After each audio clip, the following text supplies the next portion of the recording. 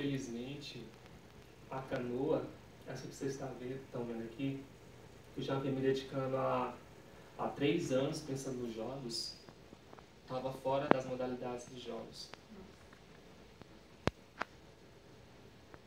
Naquele momento que ele me falou isso, pela terceira vez eu fiquei sem chão. Porque eu já venho me dedicando intensamente para isso acontecer. Fora isso, não era só o sonho de estar nos jogos, mas também eu vivo agora do esporte.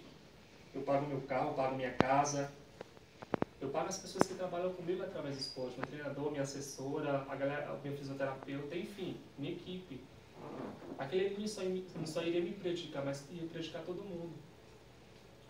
E eu fiquei, sabe, desnorteado, eu falei, e agora? O que a gente vai fazer?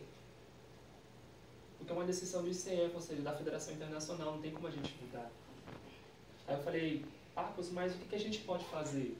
Ele falou, bom, agora, para você ter uma chance de poder entrar na seleção entrar na seleção disputando caiaque, aliás, as provas paralímpicas, você tem que ir para o caiaque.